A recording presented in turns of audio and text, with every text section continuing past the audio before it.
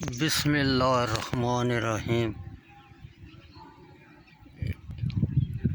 ایک دفعہ سلیمان علیہ السلام کی نظر ایک پاگل عورت پر پڑی۔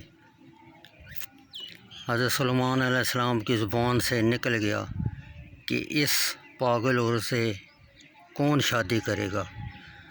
بس حضرت سلیمان علیہ السلام کا اتنا سوچنا تھا کہ آپ کا تخت اڑتا اڑتا سمندر کے اوپر سے گزرا۔ آپ کی انگوٹھی سمندر میں گر گئی۔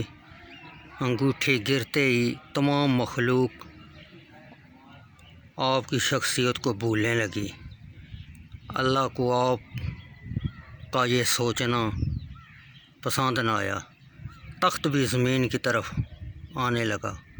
ہوا نے بھی آپ کا حکم نہ مانا۔ پھر سوچنے لگے، پریشان ہو گئے۔ پھر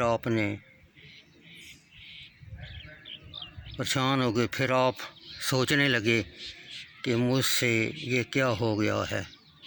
اللہ کو اپنی بنائی ہوئی ہر چیز سے محبت ہے۔ میں نے اس عورت کو پاگل سمجھا، شاید یہی بات اللہ کو ناگوار گزری۔ پھر سلیمان علیہ السلام نے اللہ سے معافی مانگی اور پاگل عورت سے شادی کرنے کا فیصلہ کر لیا۔ اس عورت کو تلاش کر کے اس سے شادی کر لی۔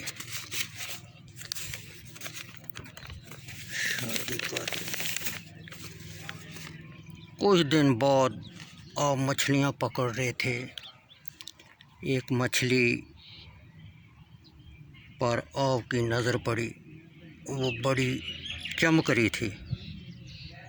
آپ نے مچھلی کو پکڑ کر کاٹا تو اس میں سے آپ کی انگوٹھی نکلی، اور پھر سے تمام مخلوق آپ کی بات ماننے لگی۔